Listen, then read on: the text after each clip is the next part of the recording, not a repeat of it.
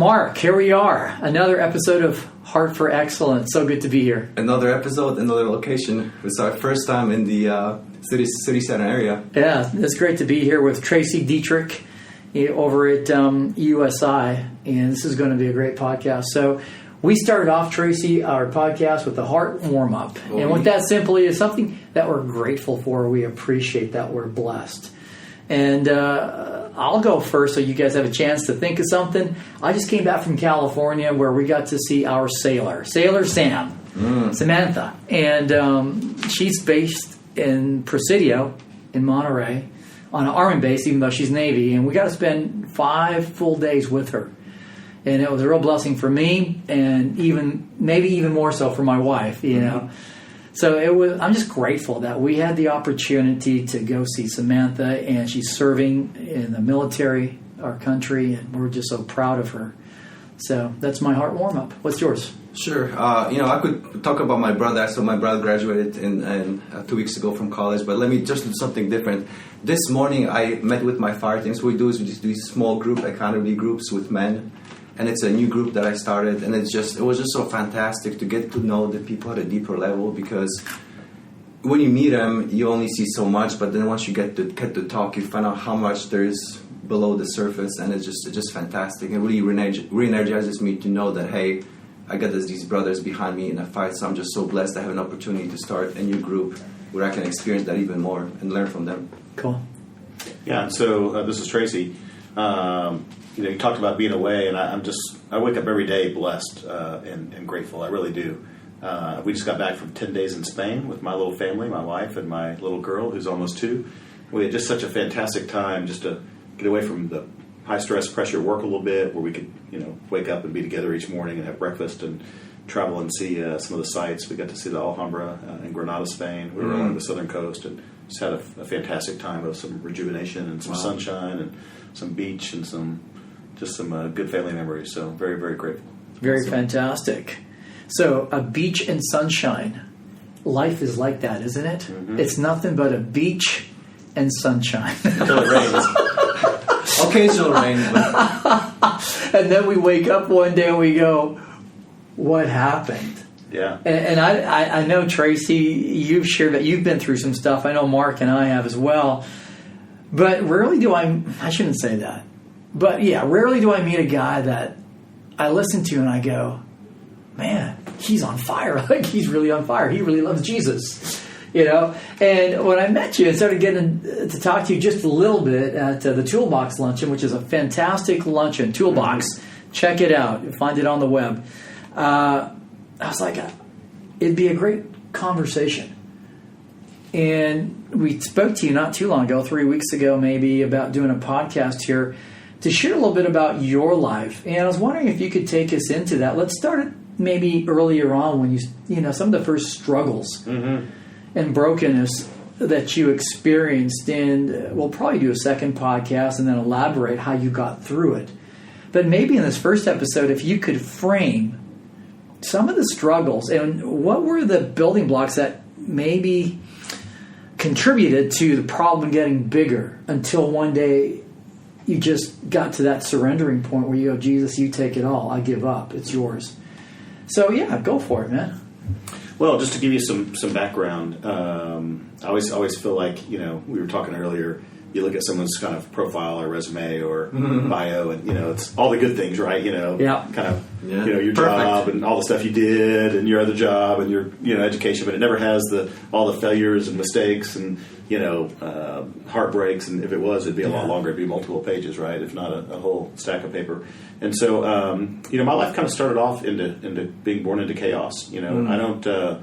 You don't get to vote on how you come into this planet. You come in with a mother and a father, at least birth mother and father, and you don't get to pick if you're going to be living in America or Houston, Texas, or rich or poor, or have loving Christian parents, or messed up drugs and alcohol, and single parent and all that kind of stuff. And so for me, I grew up in a single parent family. Never knew my father. He left when I was very young. I recall maybe 3. So I just really never knew him. So didn't know if he was dead or alive.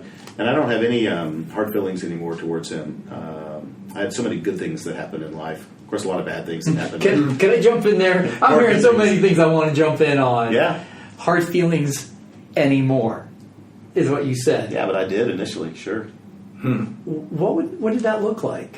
Well, I think as a young man, you're just broken. I mean, you I think all you know is your parents, and what I remember from it, it's a long time ago, was just this sort of big empty hole. As you have a mother, but why don't I have a father? Why did this happen to me? And life's not fair, and all those kind of feelings. And how do you think that shaped your personality growing up? Like, as you started becoming aware, I don't have a dad. How do you think that impacted you into becoming a man? Well, lots of ways. Maybe some good and some bad. I think, struggle, no question in my mind, makes you tougher. The Bible tells us that.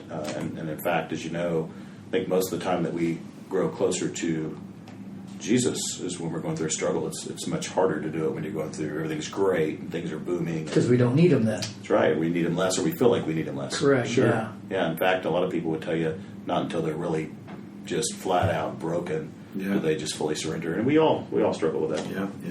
So, without a dad, how did it impact your self-image or your confidence, things like that, that maybe would have influenced then decisions you made following, in your teens, into your 20s?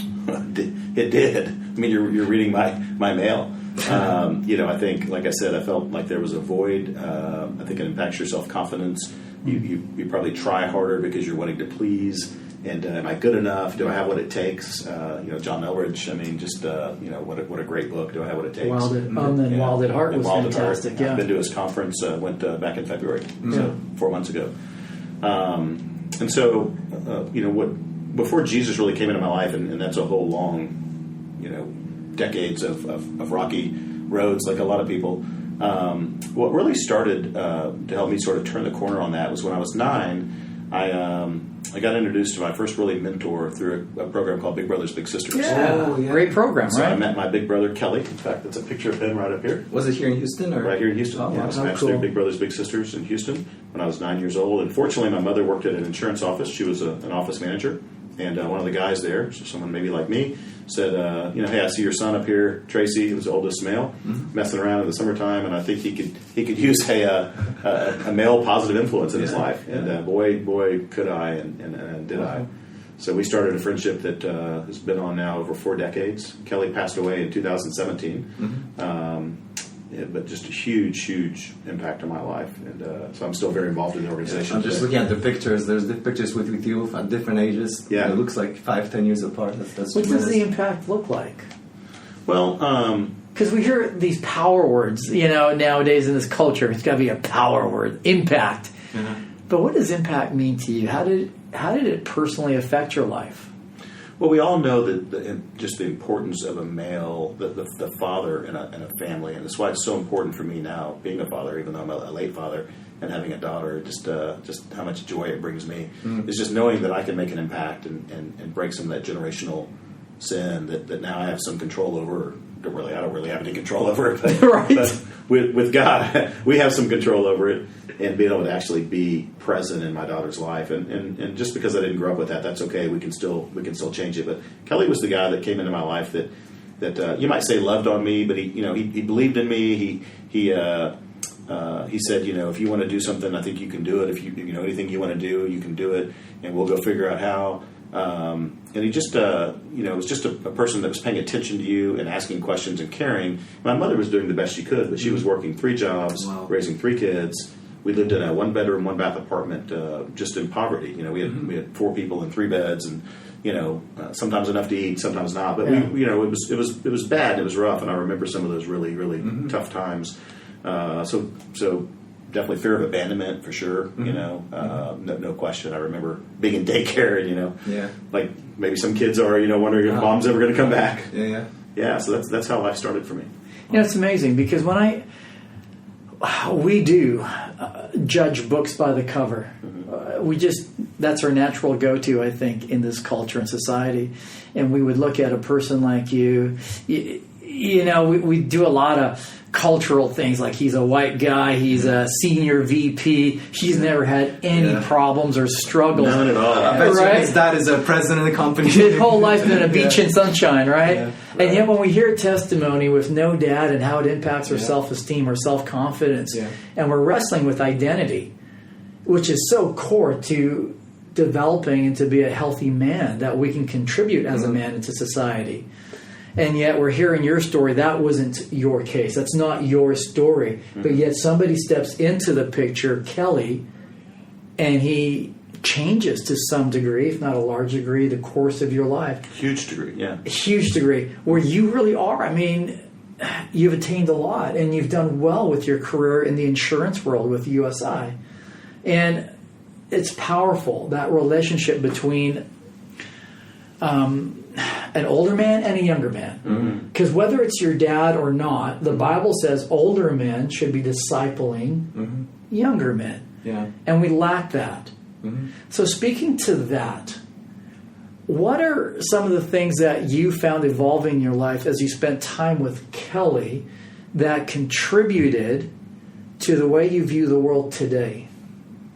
Yeah, there's so many. I just don't know where I would have ended up without his influence. I mean, it was magical, and now it's been generational. I've had kids that I've mentored, and Kelly, if he was sitting here, he would tell you that he got more out of this than I did, which is impossible to believe, and I would argue that. But I get it now, having been a mentor to kids. But I still think the truth is we both get a lot out of it. I get a lot out of it, and I know the kids get a lot out of it, and I certainly know. Yeah. Definitely win-win, and we know from the Bible that two are better than one. What is it, Galatians? I think 4:9. That when one falls, his brother lifts him up, and two are better than one. I mean, we know the Bible has all these different places where it talks about that. So with me, it was just it was having a male positive influence role model that came into my life that gave me confidence. I wanted to be in scouting. I had this thirst for adventure. I think I got the thirst for travel that I just talked about from Kelly. He had been to several places around the world, and I knew nothing. I'd never been anywhere. We didn't go on vacation. We were barely making it. And I grew up with this kind of desire and this thirst of, gosh, what would it be like to go to Hawaii someday, or to, learning about Paris, France, or whatever. And now, just to think only about the grace of God, I've been to 100+ countries. I mean, who would have ever thought? Only in America, one, and two, most importantly, only by the grace of God. Wow. So he impacted me in lots of ways. Those are several. And I had this thirst for scouting. I don't know where it came from. I think I bought a Boy Scout manual at a garage sale when I was a kid for like a dime, and I'd stay up at night and I'd read this thing, and I just loved the idea of building a fire and sleeping in a tent, because we had an apartment, and so he helped me find a troop, and that was the next thing that really was sort of a kind of went across the most important points in your life. Was I got into scouting and took off and started as just a little kind of wimpy, chubby mama's boy, and became an Eagle Scout. I can relate to 3.5 years, whatever it is later, right before I turned 14. It was just a huge part of my life as well. Just again, being around other boys and around other men that poured their life into me. It was a huge part of my life. So then what would you say, either one or two, what have been the biggest painful points in your life? Like many men have come onto this podcast. We've talked about our addictions to pornography, to alcohol, to drugs, guys doing prison time, approval, insecurity. They said Google. Oh, well, Google is the common denominator in all of that stuff. But we have guys, and we hear these testimonies, guys that look like, really, that was you? Yeah, it was them. It's their story. Oh yeah. But what would you say what have been some of the most painful or challenging things in your life that you tried to overcome, and then somehow you realized you couldn't in your own? What would one or two of those things be? Wow. Hope we have enough time. We have another episode on the back end. So, probably from a lot of what I just described, I became a Christian when I was about 8 years old. We had a church bus that would come around to apartments and pick up kids, and so I support some of those today, because that's how we were sort of taken in, and I'm so grateful for that. But there's a saying that we all worship God. It's only kind of what God you worship, and so for me, I think a lot of my years, even though I was saved, was spent worshiping other gods. For sure, through work and career and success and money. I mean, that was a big one for a long time. Maybe the most. I don't know. They're also difficult to overcome. They're just it's idolatry, right? Yeah. Sex was another one. And so you have this sort of hole, and you want to. I didn't ever do drugs. It just wasn't. From a would you call a prescription or a legal drug, but it was it was finding another woman and all that kind of stuff. And so for years, just through college and after college, as you know, I didn't get married until I was older. I got married for the first time at 46 3/4. Oh wow! And just through pure God's sense of humor, met my wife now of be 8 years this summer. On a ski lift, riding up a ski lift in Colorado. Wow! And we lived 5 miles from each other in Houston. No and we're way. sitting on the same chair. I mean, we couldn't find each other if we were trying to meet there, without a cell phone. And so it was just, purely God's hand for sure, saying, "Hey, here you go." And she had a really huge influence on my life, especially spiritually. But just talking about that brokenness, I can remember, you have this sort of hole, almost like you think of the big puzzle and it's missing this one piece, and you keep trying to put a different piece in there, and you keep twisting it and turning it, flipping it over, and it just won't fit. Kind of bang it It's in. close, but not quite. That's right. I mean, if you guys know what I'm talking about, and then you're like, you finally just surrender and lean back and say, Jesus, man, I can't do it. You got to do it. And that's the only thing that can fill it. That's it. And we're all built that way. We're all built with this hole in our heart that nothing can fill. Sex can't fill. Money can't fill. I mean, all those things are great and they're exciting for a day or two or 3 and then you think money will fulfill you, and it's not necessarily a bad thing. I think it can be a great thing or a bad thing, like a lot of things in life. Like sex can be a great thing or a bad thing, but having millions of dollars in the bank, having millions of dollars of income in a year. I mean, it sounds phenomenal, right? It's exciting for a day or two or a month or 3, but only one thing can really fill that that hole in there. And from what I found anyway, it was only God. That was it. Yeah, nothing else. During that time when it was work, and find the next conquest, Right. the next female, was it strictly just for the the status?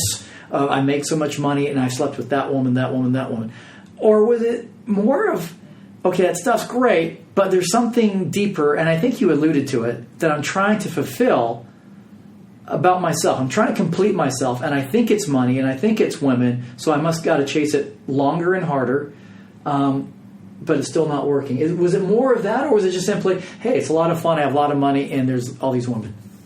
I mean, maybe the answer is both at different periods of Yeah. time, but no, more of the latter. I mean, it wasn't really a conquest game or competition. I think it's just a continual sort of, remember the song "Looking for Love" in all the wrong places? That was Kenny it. Rogers. Yeah, I mean that's me. That's Tracy Dieterich's Yeah. life. He should be getting royalties off that. That was my life. Isn't that funny? We so often, I think, out of all the guys we've spoken to, that's a commonality. We're looking just for simple love. Like, what is that pure, true love? Mm-hmm. And we do. We go to all the wrong places, looking for love in all the wrong faces, right? And we find ourselves empty and broken. And we go, what did I miss? What is it? So how old are you then when you come to a point of reckoning with yourself where you go, I think I've got this wrong. What is it? How old were you at that point? That's a great question. I don't know. I mean, maybe 40.